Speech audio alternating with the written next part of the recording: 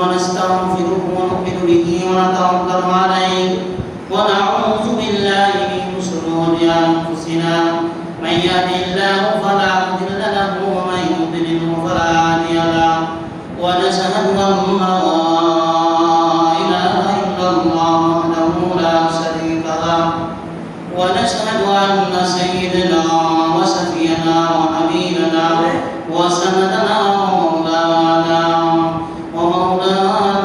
محمدا عبده ورسوله أما بعد فأعوذ بالله من الشيطان الرجيم بسم الله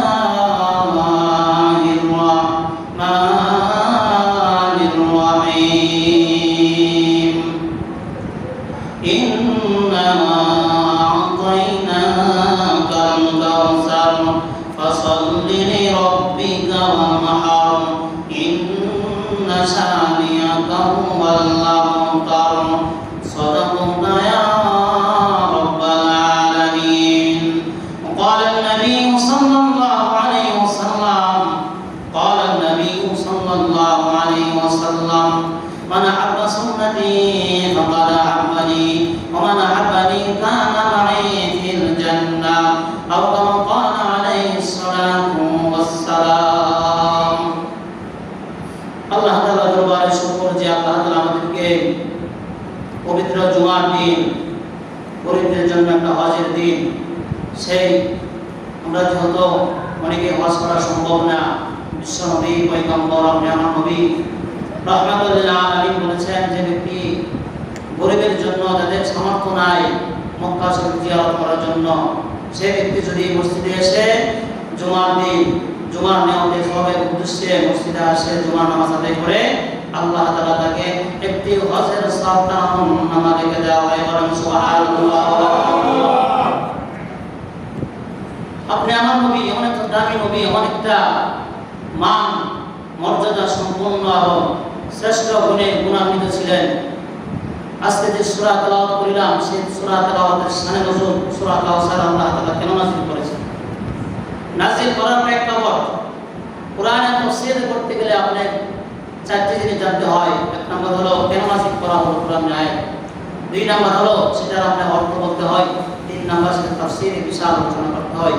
কিন্তু আজকে যে আলোচনা হবে সেটা হলো আল্লাহ নবী সাল্লাল্লাহু আলাইহি সাল্লামকে মক্কার কাফের মুশরিকরা বলতেছে আজ ইবনে ওয়াইল বলতেছে এ মুহাম্মদ তোমার সব কিছু তোমার, তুমি মুহাম্মদ ঠিক আছে কিন্তু সব তোমার ঠিক আছে, বংশের মধ্যে তুমি যেমন কুরাইশ বংশের একজন সন্তান সেটা আমি মেনে নিলাম, কিন্তু তোমার যা কিছু আছে কিন্তু তোমার একটা ইস্যু তোমার স্পট করে দিয়েছে, সেটা হলো মুহাম্মদ নবী বলে দাবি করে কিন্তু মুহাম্মদের তো পুত্র সন্তান দুনিয়াতে বেঁচে থাকে না, অর্থাৎ তাকে আজ ইবনে ওয়াইল বলতেছে সে তো নির্বংশ, আঞ্চলিক ভাষা যেটাকে বলা হয় আকুরা।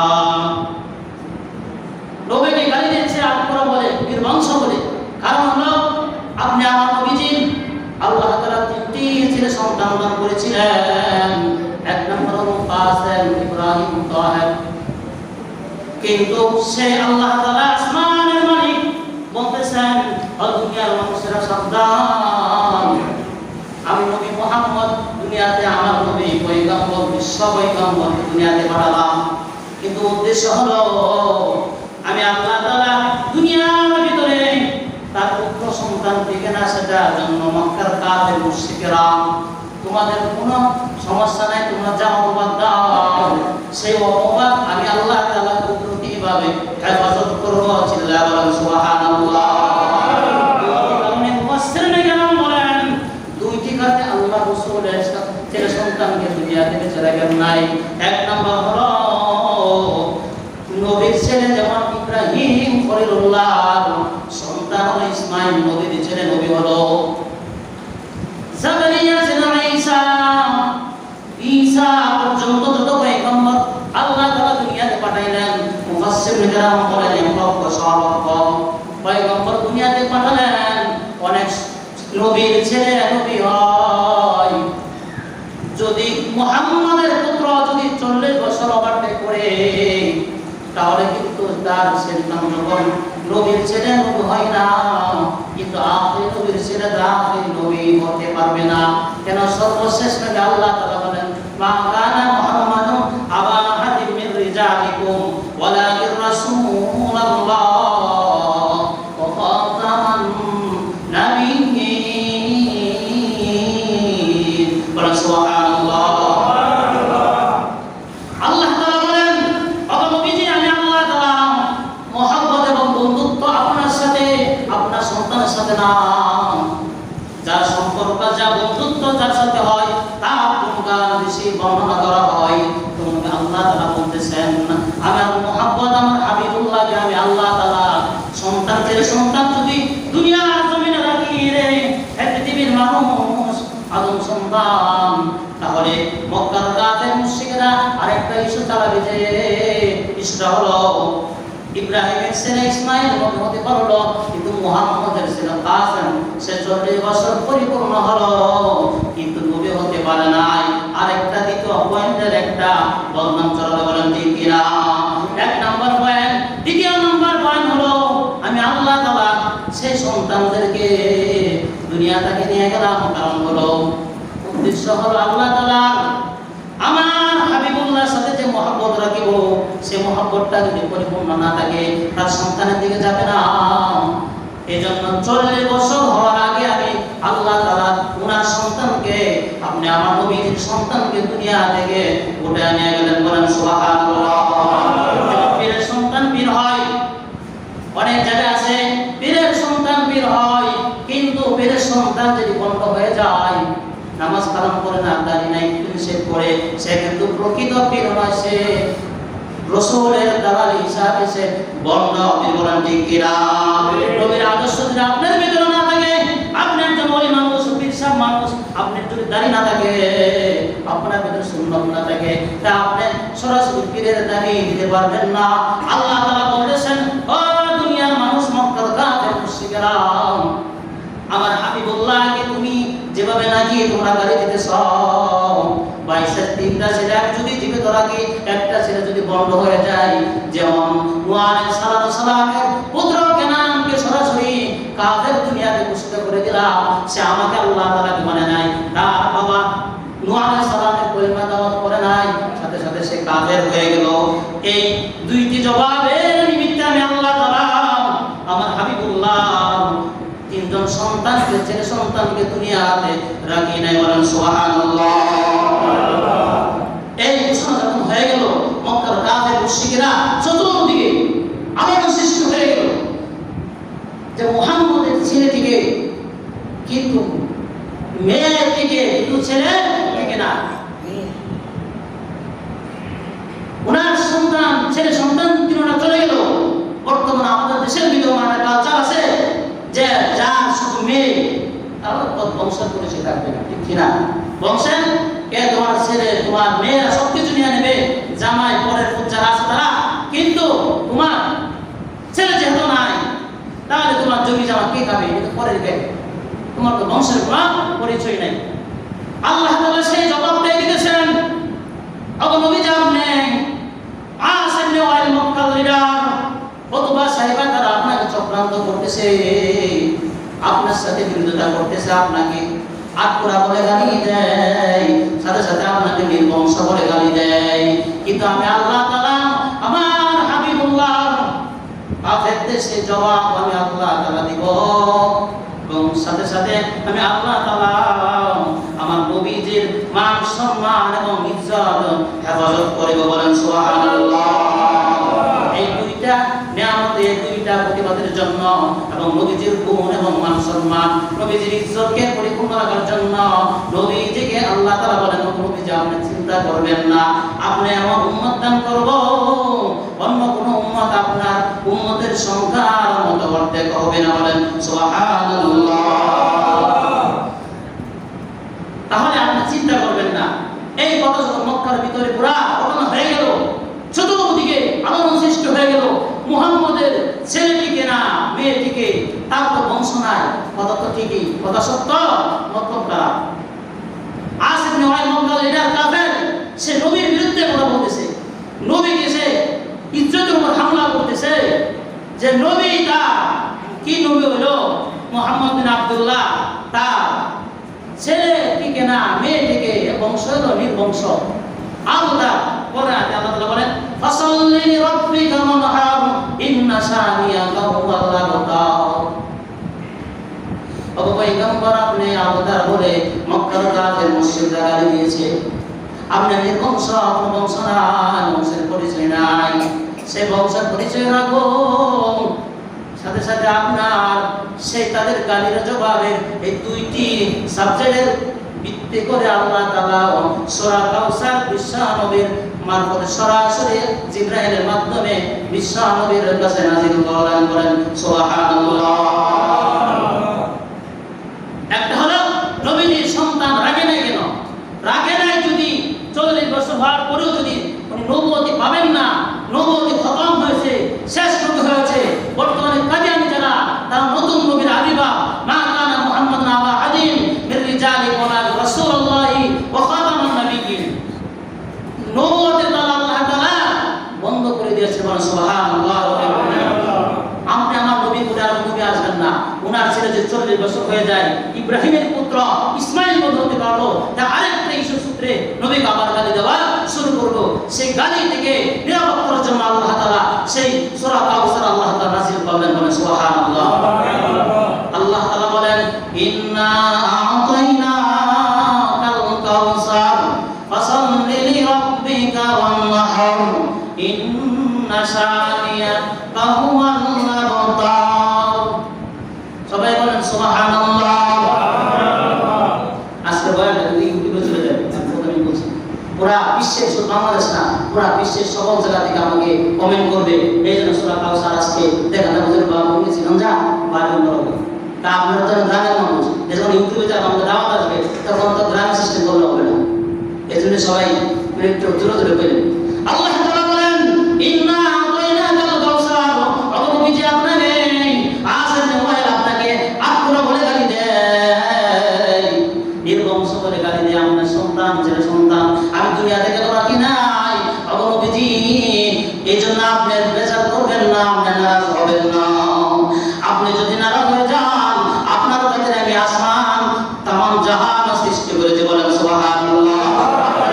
সরাসরি গাছে পর্যন্ত আপনার জন্য রহমত, পশু পাখিরা যে সব কিছু আপনার জন্য রহমত, পুরা পৃথিবীর যত আছে সব মাখলুকাত আপনার জন্য রাহমাতাল লিল আলামিন হিসেবে আমি আল্লাহ তাআলা দুনিয়াতে প্রেরণ করেছি। বলেন সুবহানাল্লাহ।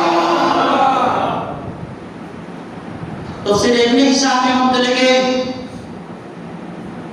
হযরত আবু তালিব যখন নবীজিকে সফর নিয়ে যাচ্ছেন, 10 থেকে 12 বছর বয়সে নবীজি কেমন রহমত দেখেন। আপনি আমার নবী দুনিয়াতে রহমত ও পরকালে রহমত। বলেন সুবহানাল্লাহ। যখন আবু তালিব রাসূলের চাচা আব্দুল মুত্তালিব নবী রাসূলের দাদা যখন দুনিয়া থেকে চলে গেলেন, রাসূল মা নাই বাবা নাই, এতিম অসহায়। এই অবস্থাতে রাসূল যখন 6 বছর তখন ওনার মা দুনিয়াতে আমিনাকে দুনিয়া থেকে নিয়ে গেলেন। কেন নিয়ে গেলেন? উদ্দেশ্য হলো ইয়েতিমের দরদ বুঝার জন্য আল্লাহ তাআলা রাসূলের মা বাপ দুনিয়া থেকে নিয়ে গেলেন। সুবহানাল্লাহ। আল্লাহ তাআলা বলেন ওয়াজাদা জালালাহু ফাহাদা। অবনবী যা আপনি যখন আমি শুরু থেকে আপনাকে পথভ্রষ্ট ছিলেন না, পথভ্রষ্ট মানে আপনাকে আগে আপনার বংশ যারা আছে তা আপনার 14 গোষ্ঠী, আপনার সকল বংশ কি আপনার গোষ্ঠীর লোকেরা মূর্তি পূজা করতো না? অবশ্যই করতো। তাহলে সেই মূর্তি পূজা বংশের থেকে গুমরাহ থেকে আমি আল্লাহ তাআলা আপনাকে সরাসরি আমি আপনাকে আমি আল্লাহ তাআলা হেদায়েত করি নাই। বলেন সুবহানাল্লাহ। আপনাকে হেদায়েত দিয়েছি, নবুয়ত দান করেছি, কোরআন নাযিল করেছি। এজন্য আপনি পুরা পৃথিবীর সকল মাখলুকাতের জন্য রাহমাতাল লিল আলামিন।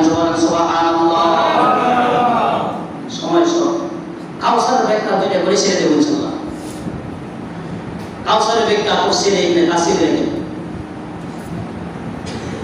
আল্লাহ ইবনে কাসির রাহমাতুল্লাহ আলাইহি ইন্না আতাইনাকাল কাউসার ফাসাল্লি লিরাব্বিকা ওয়ানহার, সে কাউসারের ব্যাখ্যায় উল্লেখ করেছেন রাসূলুল্লাহ মুহাম্মদ বিশ্বনবী সাল্লাল্লাহু আলাইহি সাল্লাম হাদিসে পাকে বলেন, স্বপ্নে যখন নবীজি কিয়ামতের সংগঠন হয়ে গেল, অর্থাৎ আদম আলাইহিস সালাম সকল পয়গম্বর সেখানে উপস্থিত ছিল,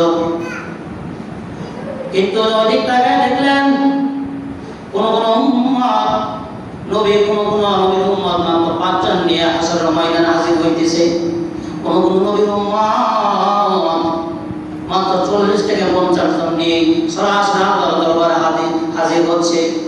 কিন্তু একজন জলিল কদর সাহাবী নবী আল্লাহ তাআলার পয়গম্বর মুসা কালিমুল্লাহ চিৎকার দিয়ে বলেন সুবহানাল্লাহ।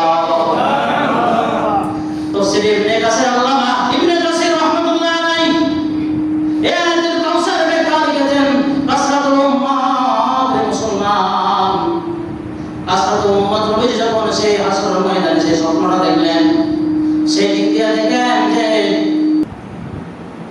তাফসীর ইবনে কাসির আল্লামা ইবনে কাসির রাহমাতুল্লাহ আলাইহি ইন্না আতাইনাকাল কাউসার ব্যাখ্যা লিখেছেন, আল কাউসার এই কাসরাতুল উম্মাত, সকলে বলেন সুবহানাল্লাহ। সাহাবী সাল্লাল্লাহু আলাইহি সাল্লাম সাহাবাদেরকে বললেন, ও আমার সাহাবায়ে কেরাম, তোমরা শুনে রাখো, তোমরা জেনে রাখো, হে আবু বকর কোথায়, ওমর কোথায়, তোমরা সকলে আমার কাছে আসো, আমি আজকে বিশ্বনবী একটি স্বপ্ন দেখলাম, সেই স্বপ্নের ব্যাখ্যাটা তোমরা শুনে রাখো, বলেন সুবহানাল্লাহ। আল্লাহ তাআলা হাসরের ময়দান কায়েম হয়ে গেল, সকল নবীর উম্মতগণ সেখানে হাজির হলো, কিন্তু কোন উম্মত কোন নবীজির উম্মত 5 জন 7 জন নিয়ে হাজির হলো, কোন নবী তার উম্মত 40 জন নিয়ে সেখানে হাজির হলো হাসরের ময়দানে, কোন নবী তার উম্মতকে নিয়ে 2 থেকে 4 জন, কোন নবী তার কোন নাই উম্মত। কিন্তু হঠাৎ করে আমি ডান দিকে তাকায় দেখলাম বনি ইসরাইলের জলিল কদর সাহাবী মুসা কালিমুল্লাহ ওরা সকাল দোলা মাটি উড়াইয়া দিয়া সরাসরি হাসরের ময়দানে উপস্থিত হইতেছে, বলেন সুবহানাল্লাহ।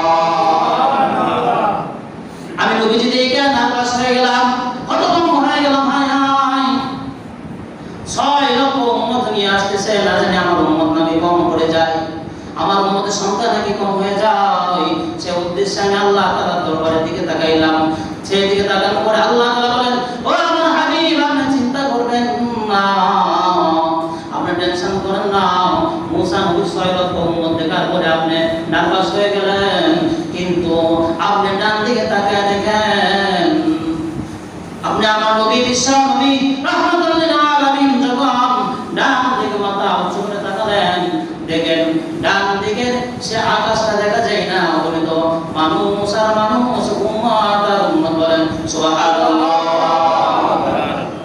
আল্লাহ তাআলা বলেন, আমার হাবিব আপনি বাম দিকে তাকায় দেখেন, নবীজি বাম দিকে তাকালেন, তাকানোর সাথে সাথে দেখলেন দৃষ্টির যত আদর চোখের জ্যোতি যায় সেই ততটুকু পর্যন্ত উম্মত আর উম্মত, বলেন সুবহানাল্লাহ। আল্লাহ তাআলা বলেন, আমার হাবিবুল্লাহ আপনি টেনশন করবেন না, আপনি নার্ভাস হবেন না, আপনি চোখ ধরে আপনার চেহারা মলিন করে দেন, তাহলে আমি আল্লাহ তাআলা কলিজার মধ্যে কষ্ট পাই, বলেন সুবহানাল্লাহ। তারপর বলতেছেন ডান দিকে যে উম্মত দেখলেন সেটা হলো আপনি বিশ্ব নবী রাহমাতুল লিল আলামিন আখিরি জামানার উম্মত, বলেন সুবহানাল্লাহ। কাউসারের দ্বিতীয় নম্বর ব্যাখ্যা আল্লামা ইবনে কাসির রাহমাতুল্লাহ আলাইহি, ইবনে কুরতুবী রাহমাতুল্লাহ আলাইহি তাফসীর কুরতুবী ওয়ালা লিখেছেন, কাউসারের একটা ব্যাখ্যা হলো আসরের ময়দানে মানুষ যখন তার পিতামাতার কোনো পরিচয় থাকবে না, তার ছেলে সন্তানের কোনো পরিচয় থাকবে না, তখন আল্লাহ তাআলা আপনি আমার নবীকে মাকামে মাহমুদের মধ্যে সিজদায় করে যাবেন, বলেন সুবহানাল্লাহ। আর বলেন, আপনি উম্মতি, আপনি উম্মতি, আপনি উম্মতি, আমার উম্মতকে বাঁচাও, আমার উম্মতকে বাঁচাও, আমার উম্মতকে বাঁচাও, বাঁচাও বলে কান্নায় জর্জরিত হয়ে যাবেন। আল্লাহ তাআলা বলেন, আমার হাবিব আজকে আপনার কান্নার দিন নয়, আপনি আজকে আনন্দের দিন,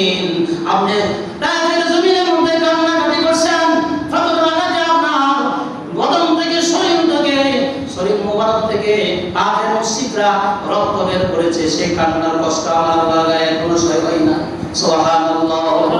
বদরের ময়দানে আপনি কষ্ট করেছেন, বদরের প্রান্তরে আপনি কষ্ট করেছেন, কিন্তু আপনি আজকে গুনাহ পাওয়ার দিন গো আমার হাবিবুল্লাহ, আপনি কাঁদিবেন না। আপনার উম্মত যদি আপনার তরিকা অনুযায়ী চলে, আপনার বিধান অনুযায়ী চলে, তাহলে আমি আল্লাহ তাআলা তাকে এই বিনিময়ে আমি আল্লাহ তাআলা তাকে মাফ করে জান্নাতে ফেরদাউস নসিব করে দেব। বলেন সুবহানাল্লাহ।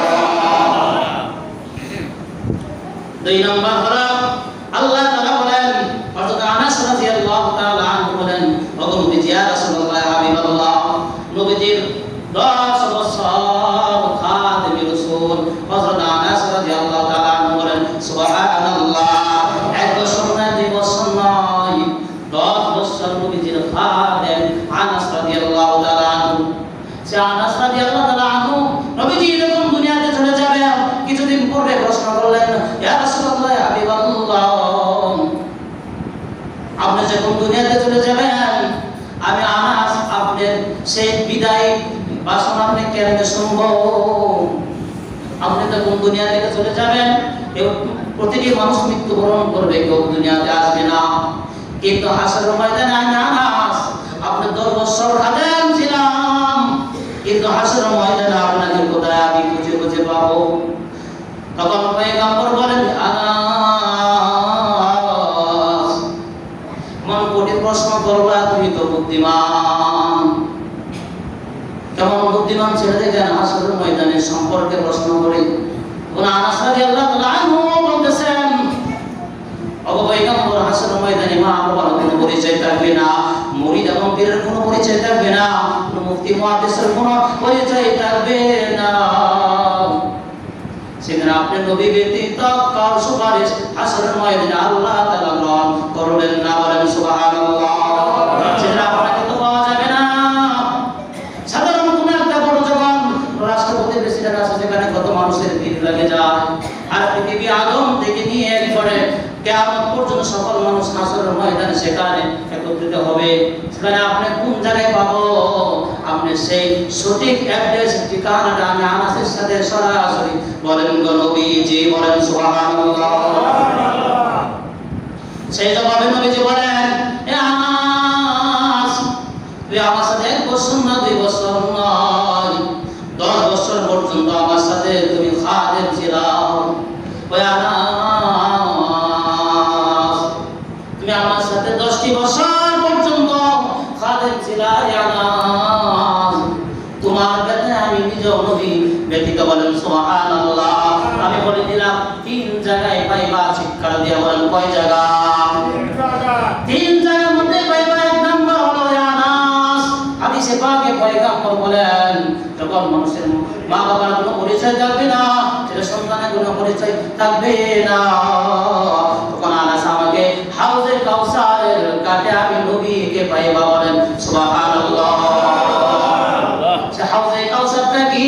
তাফসীর মুফাসসিরে কেরাম বলেন যে হাউজে কাউসারটা হলো আমার উম্মত যখন দুনিয়ার জমিনে অনেক কষ্ট করে আসবে, সেটা মুফাসসিরে কেরাম বলে এমন একটা পানি থাকবে, সারাবান তাহুরা ওয়া সারাবুন বিলহুম লাযীজুন জিদ্দান ফিদ দুনিয়া ওয়াল আখিরা। চিৎকার দিয়ে বলেন সুবহানাল্লাহ। পানি শরবত থাকবে, যে পানিটা দুধের থেকে সাদা হবে, চিল্লায় বলেন সুবহানাল্লাহ।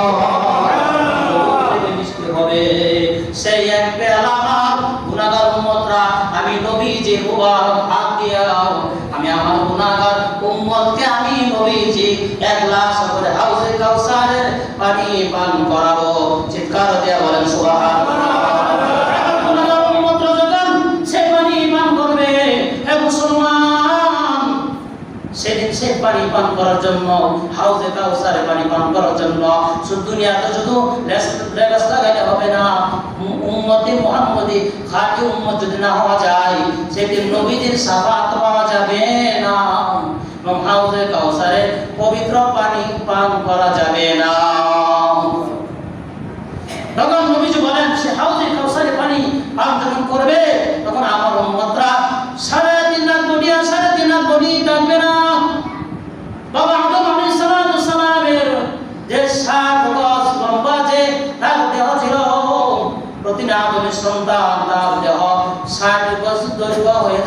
বলেন সুবহানাল্লাহ।